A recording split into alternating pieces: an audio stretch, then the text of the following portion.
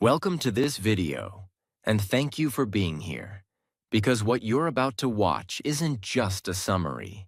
It's a shift, a turning point, a wake-up call. Today, we're diving into a book that has changed millions of lives.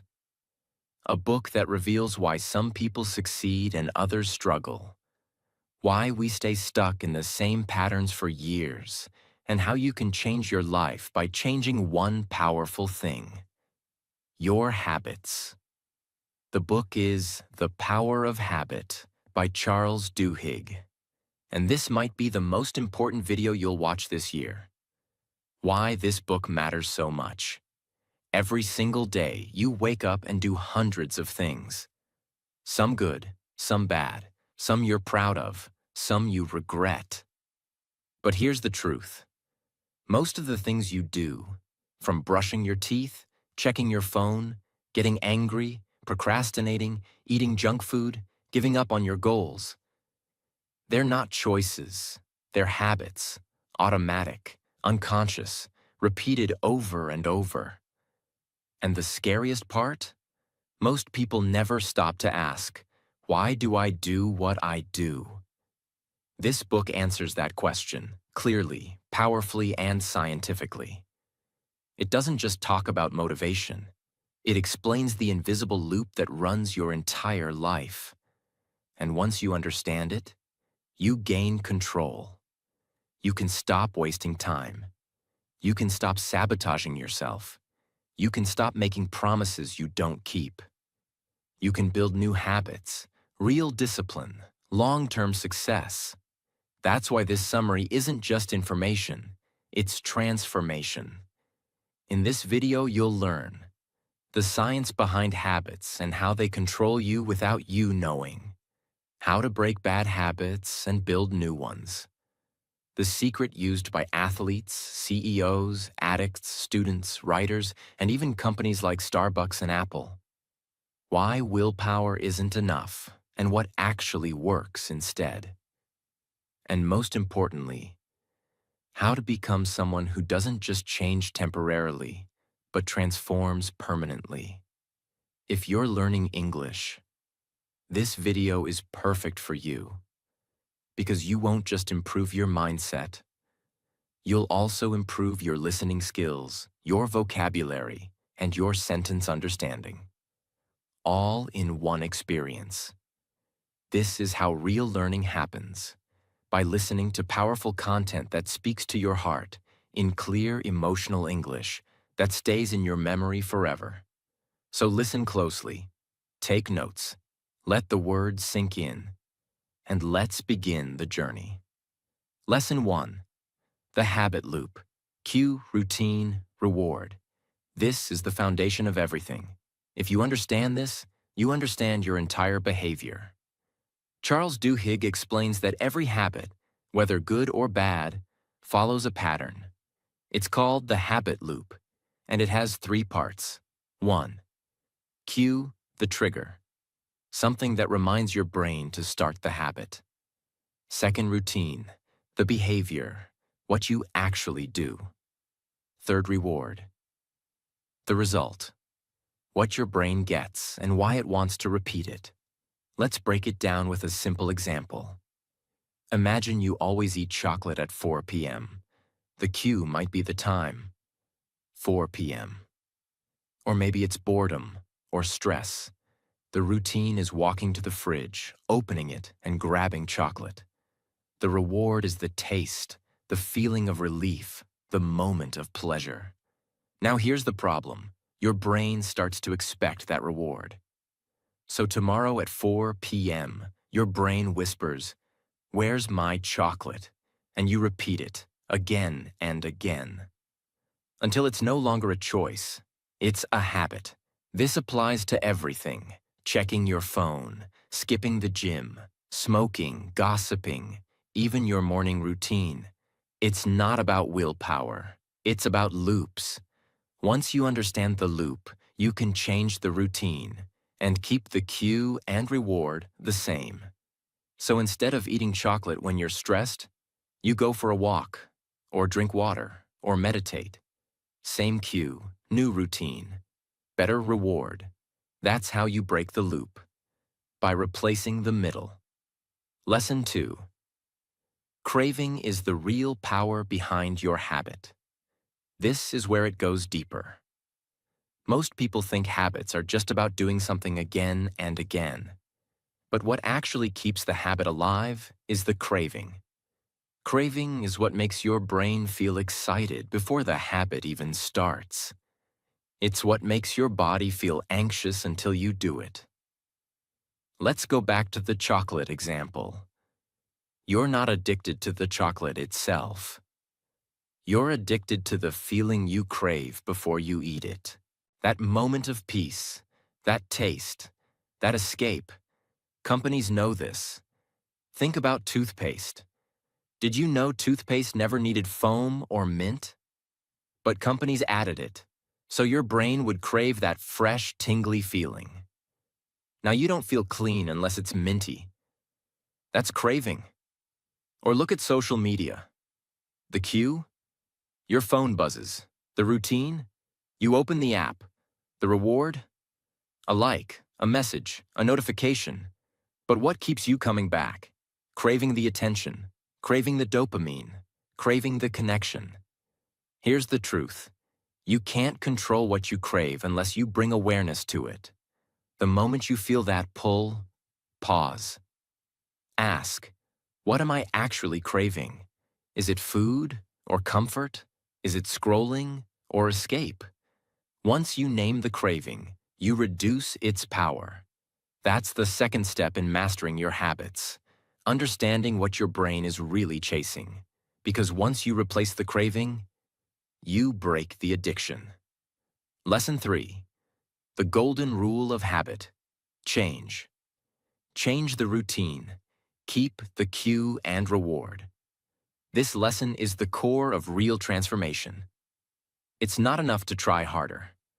Most people fail at breaking bad habits because they think they need more willpower.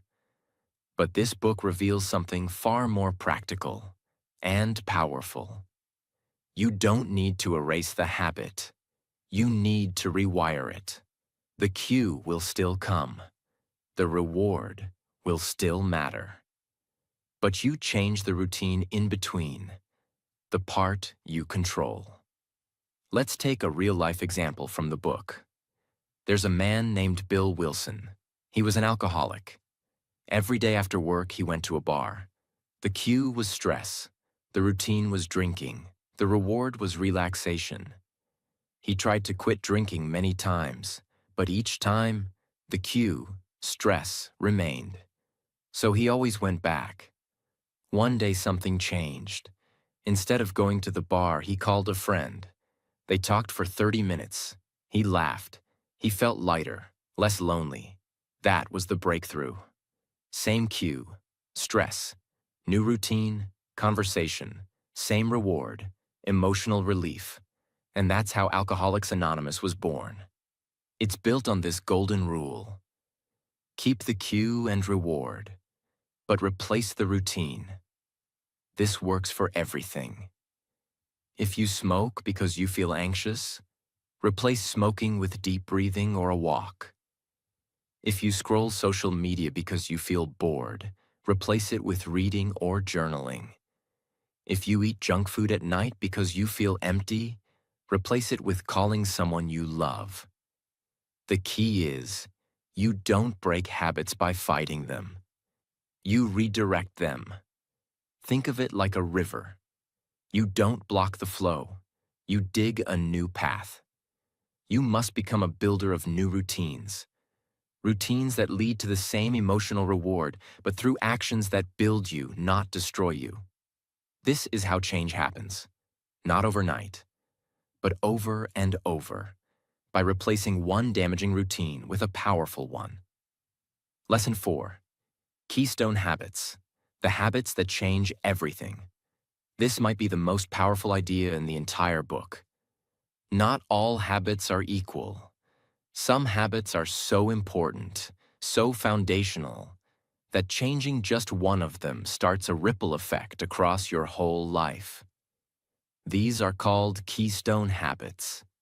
Charles Duhigg explains that keystone habits are habits that spark other positive behaviors automatically.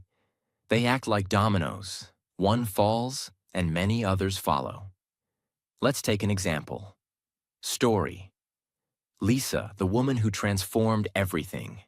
In the book, we meet a woman named Lisa. She was overweight, depressed, smoked a pack a day, constantly broke, constantly quitting jobs. Her life was a mess. Then, one day, after a painful breakup, she made one decision. She would stop smoking. That's it. She didn't say she'd change her whole life. Just this one keystone habit. But something magical happened. Once she quit smoking, she started running. She began waking up earlier. She saved money. She changed her diet. She applied for a better job. She moved to a new city. Within a year, her entire identity had changed. All because she focused on one keystone habit. Why? Because keystone habits affect your self-image. When you keep one promise to yourself, your brain says, "I'm the kind of person who keeps promises." That belief spills into everything you do. Let's look at more examples. Exercise is a keystone habit.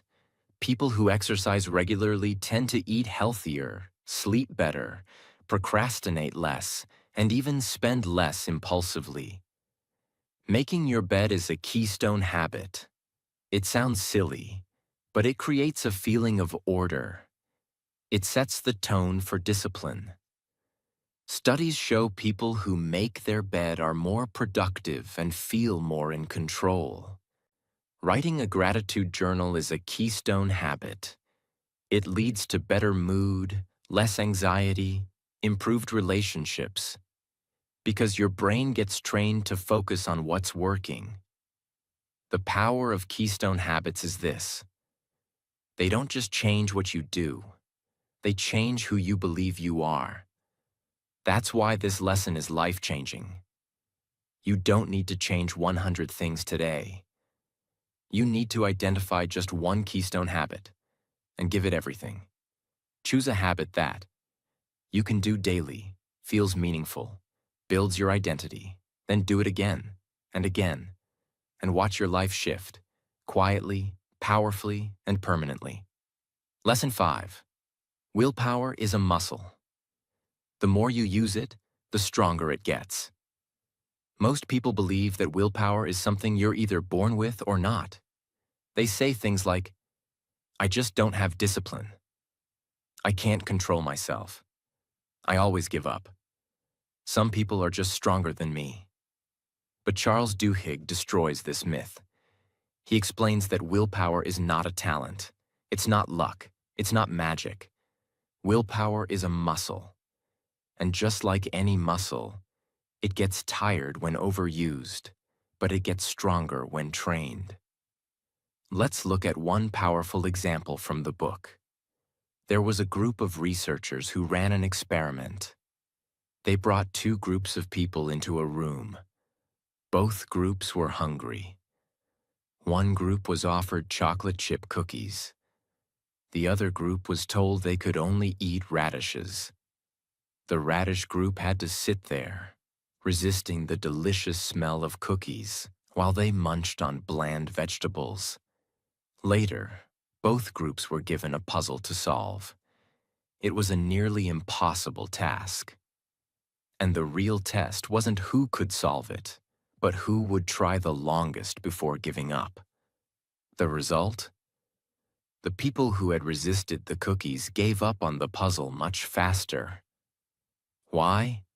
Because their willpower muscle was already tired. They had used so much self-control earlier that they didn't have energy left for the next challenge. This teaches a powerful truth. Willpower is limited in the short term, but it grows with practice. So, how do you build it? Start with small promises to yourself. Don't aim for perfection. Aim for repetition. Examples. Make your bed every morning, no matter what. Drink a glass of water before you check your phone. Write one sentence in a journal every night. Go for a 5-minute walk, even if you don't feel like exercising. Each time you do something you don't feel like doing, your willpower gets stronger. It's like lifting weights. The more resistance you push through, the stronger you become. Eventually, your identity begins to shift. You stop saying, "I'm lazy," and start saying, "I do hard things." You stop saying, "I give up," and start saying, "I finish what I start." Willpower is built in moments when no one is watching, when you choose discomfort over convenience, when you show up tired, but still show up. The difference between successful people and average people isn't that they never feel weak. It's that they've trained their willpower, and it's become their secret weapon. So start today. Pick something small and prove to yourself, "I do what I said I would do." Do it again tomorrow, and again the next day.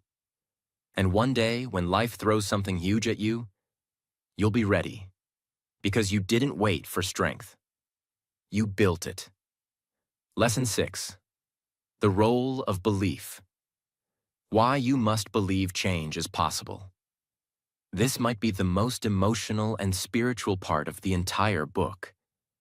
Charles Duhigg discovered something shocking.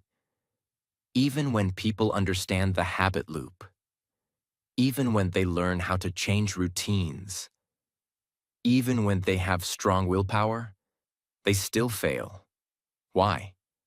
Because deep down, they don't believe they can change. They say they want transformation. But part of them whispers, "I've tried before. It never lasts. I'm not the kind of person who sticks to things. I'll always be this way." And that belief becomes their prison. But here's the truth. No habit can be broken without belief. Not belief in magic, not belief in perfection, but belief in possibility. Duhigg explains this using the story of Alcoholics Anonymous AA. For decades, psychologists couldn't understand why AA worked. There was no official therapy, no medication, no scientific structure. Yet millions of people got sober through it. So what made the difference? It wasn't the steps. It was the belief that change was possible, and the support of a group that believed in them, even when they didn't. AA creates a system of belief. People are surrounded by others who say, "I was like you. I failed like you. I suffered like you. But I changed. So can you." That belief, even borrowed, becomes the seed of transformation. And once people begin to believe they are capable of change, they act differently. They try again. They stay longer. They push harder. Because now they're not just fighting for a result. They're fighting for a new identity. You can't change your habits permanently if you believe you are still broken. But the moment you say, "I am becoming someone new," your brain starts to align with that identity. You don't need to believe everything right now. You just need to believe one thing. Change is possible. And if that feels hard, borrow someone else's belief until it becomes yours. Look at the people who've changed. Read their stories. Surround yourself with voices that remind you who you can become. And speak this into yourself. I am not my past. I am not stuck. I am not finished. I am becoming. I am not weak. I'm training. I am not a failure. I am rebuilding. When belief enters your mind, your habits begin to shift. When belief lives in your heart, your life begins to follow. That's the invisible force behind every transformation. And that's why Lesson 6 is not just about habits. It's about hope. Lesson 7. Your environment shapes your habits more than your willpower. This lesson is one of the most eye-opening in the entire book. And it breaks a myth that destroys millions of dreams. You don't rise to the level of your goals. You fall to the level of your surroundings. Most people think habits are about self-control. They believe they fail because they're weak or lazy or undisciplined. But Charles Duhigg shows us something different. Your environment, the people, places, sounds, triggers, and systems around you, often have more control over your behavior than your actual intention. Let me give you an example that explains everything. The story of the hospital soap. In a hospital, many doctors were not washing their hands, even though they knew how dangerous it was. They were told again and again. Posters were put up, lectures were given. But still, many skipped it, and patients were dying from infections. Then, someone made one tiny change. They moved the soap dispensers closer to the entrance of every room. They also placed hand sanitizer right near the beds, within reach. What happened? Hand washing rates skyrocketed. Infections dropped dramatically. No lecture, no new rules, no punishment, just a change in environment. The habit didn't require willpower anymore. It became automatic, because it was easy. This is how habits work. If your phone is next to your bed, you'll scroll before sleep. If junk food is in your kitchen, you'll eat it eventually. If you surround yourself with people who complain, you'll start speaking like them. But if you place your journal next to your pillow, you'll write. If your running shoes are by the door, you'll walk. If your water bottle is on your desk, you'll drink more. You don't have to fight yourself. You just have to design your space. Ask yourself, what's the first thing I see when I wake up? Is my phone pulling me into distraction? Is my home helping me become the person I want to be? Are my friends holding me back or lifting me up? You don't just build habits. You build the space where your habits are born. And here's the secret. The more friction there is, the harder it is to act. The less friction, the more automatic your habit becomes. So reduce the friction for good habits. Increase the friction for bad ones. Don't just change your mind, change your environment, and your life will follow. Lesson 8. Small wins lead to big victories. This lesson is the beating heart of sustainable transformation. It teaches us the greatest secret behind all massive change. And it's not what you think. You don't need big motivation. You need small wins. Charles Duhigg explains that people don't fail because their dreams are too big. They fail because they ignore the small victories that build momentum, belief, and identity. Let's explore this through one of the most powerful real-life stories in the book. When Paul O'Neill became the CEO of Alcoa, one of the largest aluminum companies in America, everyone expected him to focus on profits, market share, innovation. But he shocked the world. In his first public speech as CEO, he said this: "We're going to focus on one thing: safety. I want to make Alcoa the safest company in the world." Investors were confused. Reporters were stunned. People whispered, "He's crazy." But O'Neill knew something they didn't. He understood small wins. Focusing on safety meant better communication between workers and leaders, faster reporting systems, more discipline and structure, higher morale, fewer injuries, less downtime. Within a few years, Alcoa became more profitable than ever. Not because they aimed at money, but because they aimed at a small but powerful win. This is the secret. One positive habit creates a chain reaction. You start journaling. You become more self-aware. You start walking 15 minutes a day. Your mood improves. Your food choices improve. Your sleep gets better. You make your bed every morning. You start your day with a win. You feel in control. You carry that energy into every task. Here's the most important truth. Small wins create identity. If you meditate for just 2 minutes a day, you're not just relaxing. You're becoming someone who takes care of their mind. If you write one sentence in your book each night, you're not just writing. You're becoming someone who doesn't quit. People wait for motivation, but motivation is unreliable. What actually works is small, repeatable victories that train your brain to believe, I can change. I am disciplined. I finish what I start. And once your identity changes, your life changes permanently. So don't aim for massive change today. Aim for one small win. Do it every day. Stack the wins. Build momentum. And soon, the impossible becomes inevitable. Lesson 9. You have the freedom to change any habit, but only if you accept responsibility. This is the deepest, most challenging lesson in the book, and it's one that many people run from.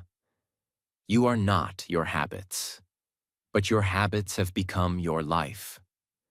You were not born with the habit of procrastinating. You weren't born addicted to distraction. You didn't choose to be lazy, anxious, or emotionally distant. Those things were learned. But here's the truth. What was learned can be unlearned. What was repeated can be replaced. What became automatic can be redesigned. But only if you do one thing. Take full responsibility for what happens next. This book ends with a hard but beautiful truth. No matter where you come from, no matter how bad your past habits have been, no matter what excuses the world has given you, you still have the power to change your habits. And therefore, change your life. Let's take a powerful real-world example from the book. Angie Bachman was a housewife. Bored, lonely, looking for excitement. She started gambling, just for fun at first. But soon, it became her escape. Her obsession, her identity. Over the years, she lost millions of dollars. Her family was destroyed. Her reputation ruined. She blamed the casino, the stress, the boredom, the lies she told herself. And yes, the system played a role. Casinos knew how to manipulate her habits. They knew her schedule, her weaknesses. They gave her perks. They made it easy for her to fall. But here's what the book teaches us. The system might have been unfair, but the decision to keep playing, that was hers. Even when she saw herself losing, even when the guilt was overwhelming, even when she knew she had a problem, she kept going. Because she never stopped and said, I'm responsible for this loop, and I can change it. This is what separates those who transform and those who stay stuck. The people who change their habits don't wait for the world to be fair. They don't blame their phone, their job, their parents, their past, their partner. They look in the mirror and say, this is my life, and I am in control now. You have to choose that. No one will do it for you. Your brain will try to run on autopilot. It will pull you toward the familiar even if it's painful. But if you interrupt the loop, if you stop and say, not this time, you reclaim your power. And here's the secret. The brain doesn't care what habits you build. It will automate anything you repeat. So why not automate greatness? Why not program your mind to default to discipline instead of delay, to courage instead of comfort, to consistency instead of chaos? You are one decision away from becoming someone new. Not next year. Not after you feel ready. Not when the fear goes away. But now. Right now. This is your moment to choose what your future self will thank you for. Because if you don't choose your habits will choose your life for you. And they don't care if they destroy it. Take responsibility. Rewrite your loop. Choose the life you were born to live, not the one you've been repeating. You've just walked through the most important transformation map ever written. You now know the truth. Your life is not controlled by luck, or motivation, or willpower alone. It is controlled by the small actions you repeat every day. And the moment you take control of those actions, your future opens. You've learned how habits work. You've learned how to break them. You've learned how to build new ones. You've learned that belief matters, that environment matters, that small wins matter, that keystone habits matter, that you are never stuck unless you choose to be.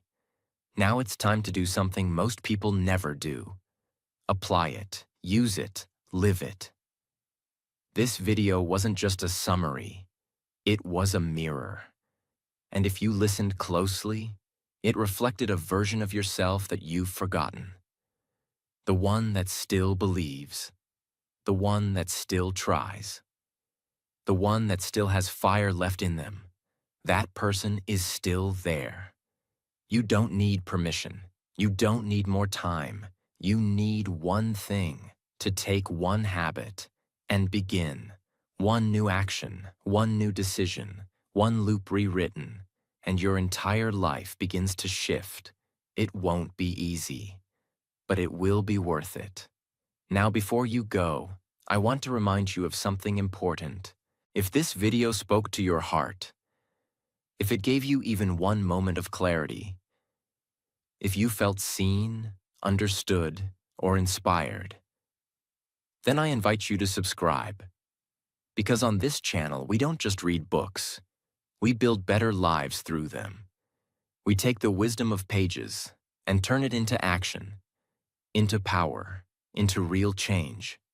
So hit subscribe, not just for the next video, but for the next version of you. Because your story isn't over. It's just beginning. And the next chapter starts with one habit, chosen by you. I believe in you. Now go take the first step and never look back.